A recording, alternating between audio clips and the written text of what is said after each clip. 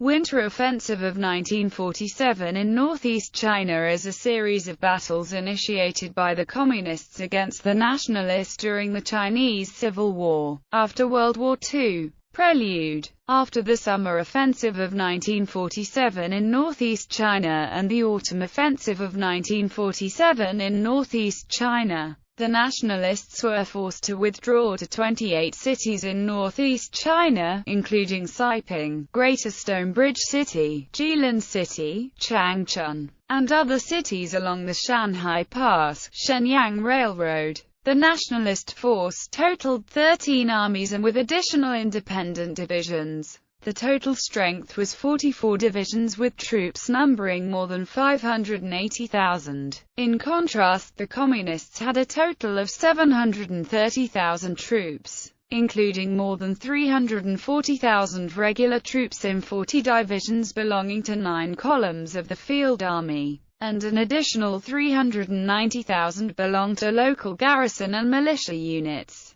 Nationalist strategy. The Nationalist force was originally commanded by Chen Sheng, and the decision was made to ensure the security of the Liaoxi corridor and the current cities under the Nationalist control, and when the situation permitted, restore the communication line between Changchun and Shenyang. To achieve this objective, the Nationalists deployed at least 3 to 5 divisions at each city of Siping, Jilin City, Changchun, while 1 to 2 divisions were deployed at each of the strategic locations along the Jinzhou-Shenyang Railroad. In the meantime, the newly organized First Army and the newly organized Sixth Army were deployed as mobile strike force in regions between Shenyang and Tailing. Communist strategy. The objective of the Communist force under the command of Lin Biao and Luo Rongwan was to deploy its force more rapidly by taking advantage of the winter when the river surfaces had frozen,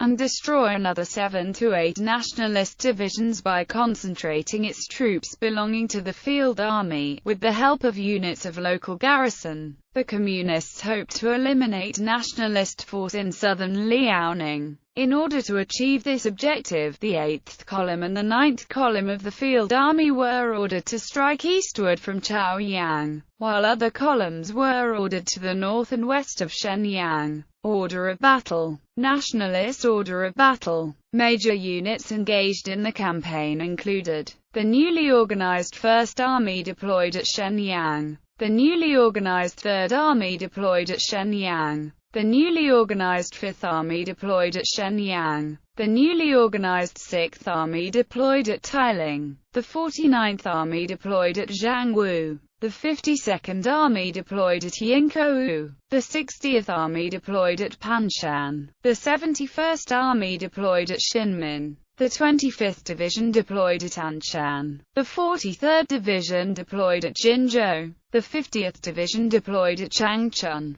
the 53rd Division deployed at Changchun, the 54th Division deployed at Jinzhou, the reorganized 54th Division deployed at Liaoyang, the 87th Division deployed at Siping, the 91st Division deployed at Siping, the 195th Division deployed in South Liaoning, the 207th Division deployed to the northwest of Shenyang. Communist order of battle. Entire Field Army. The 1st Column, the 2nd Column, the 3rd Column, the 4th Column, the 6th Column, the 7th Column, the 8th Column, the 9th Column, the 10th Column. First stage. The offensive started on December 15, 1947, when Communist 2nd Column suddenly surrounded Faku, while at the same time, the Communist 4th Column approached Shenyang. In the meantime, the Communist 1st Column, 3rd Column, 6th Column, and 7th Column penetrated into the regions surrounding Tailing, Xinmin, Shenyang and Faku, while the 10th Column approached Kaiyuan. On December 18, 1947, the 22nd Division of the Nationalist, newly organized 6th Army was sent out from Tailing to reinforce Faku. but was ambushed by the Communist 2nd and 7th columns on the way, losing an entire regiment, after which the Nationalist reinforcement retreated back to Tailing. Another regiment of the Nationalist 59th Division was also lost to the same Communist units to the south of Faku, and as a result, the Nationalists temporarily suspended all rescue attempts to relieve Faku. To counter the Communist threat to Shenyang, Chen Cheng strengthened defense of Tailing, Xinmin, Shenyang regions by redeploying the 50th Division and the 53rd Division from Changchun, the 81st Division and the 91st Division from Saiping, the 195th Division from southern Liaoning, the 43rd Division and 54th Division from Jinzhou. Chen Cheng's redeployment of his troops left many areas vulnerable, and taking this advantage, the Communist 2nd Column and the 7th Column took Jiangwu after annihilating the 79th Division of the 49th Army of the Nationalist Defenders of City. On December 28, 1947, the next day, the Nationalist 207th Division deployed to the northwest of Shenyang was badly mauled by the Communist 6th Column. Fearing the Nationalist formations would be decimated once left their strongholds, Chen Cheng ordered his troops to assume defensive positions behind city walls instead of going out to engage the enemy. In order to lure the Nationalists out of their strongholds, the Communist 1st Column penetrated into central Liaoning region, while the 4th Column penetrated into the regions between Shenyang and Liaoyang, and the 8th Column along with the 9th Column attacked the isolated Nationalist outposts. Smaller cities like Baipiao, Black Mountain, Tai'an and Greater Tiger Mountain fell into Communist hands. Second stage. Main article. Gong's Hutun campaign. After witnessed the separate enemy offensives and learning that the Communist 1st Column and the 2nd Column remained at Jiangwu, Chen Cheng believed that the Communist force was no longer concentrated together and thus he had an opportunity to launch a counterattack. The 5 Nationalist armies deployed at Shenyang, Xinmin and Tailing were ordered to attack westward from Shenyang, hoping to relieve Faku by destroying the Communist 1st Column, 6th Column, and the 10th Column. The Nationalist push begun on January 1, 1948, in 3 fronts: the newly organized 3rd Army and the newly organized 6th Army in the north, the newly organized 1st Army and the 71st Army in the middle, the newly organized 5th Army along with the 43rd Division and the 195th Division in the south. Learning the news of the Nationalists sending out reinforcement, the Communists planned to concentrate a total of 7 columns to destroy the weakest Nationalist southern front. The Communist 1st Column, 4th Column, and 10th Column were deployed to the north and northwest of Shenyang to prevent other Nationalist fronts from reinforcing the southern front. The Communist 6th Column engaged the Nationalist troops in the southern front and lured the enemy to Princess Village region. The Communist 2nd Column, 3rd Column and the 7th Column penetrated deep behind the Nationalist line, surrounding the enemy. Not willing to risk losing any territory, Chen Cheng divided his force into half. Half of the force would relieve the besieged southern front, while the remaining half would continue the push to Faku. The Communist resistance was much greater than Nationalists had expected, resulting in neither half had the enough strength needed to complete their missions. On January 5, 1948, the Communist trap was completed and a full-scale assault on the besieged enemy was launched. 2 days later, on January 7, 1948, the Nationalist Southern Front was completely devastated, with the commander of the newly organized 5th Army and the commanders the 43rd Division and the 195th Division captured alive by the Communists. Learning the news of the defeat of the Southern Front, the Nationalist reinforcements to Faku and the Southern Front both withdrew back to Shenyang and Tailing. Taking advantage of their new victory, the Communist First Column and Eighth Column continued to push westward, taking Xinli village by destroying the Nationalist 26th Division of the 49th Army during its attempt to flee. The Communist Ninth Column, meanwhile, took Panshan by destroying the Nationalist 184th Division of the 60th Army. However, the continuous offensives also exhausted the Communist supply and besieged Faku remained firmly in the Nationalist hand. Due to the continuous defeats, Chiang Kai-shek had to personally hold a military conference to readjust the Nationalist strategies on January 10, 1948, by flying to Shenyang from Nanjing, and replaced Chen Sheng with Wei Luang. In order to strengthen the nationalist force in northeast China, the nationalist reorganized 54th Division was transferred from Shandong to Jinzhou, while Chen Sheng left northeast China with Chiang Kai-shek. The new nationalist commander-in-chief in northeast China, Wei Luang, was preparing for the worst, giving up Jilin City and Changchun when necessary, while hold on to Shenyang with everything he got.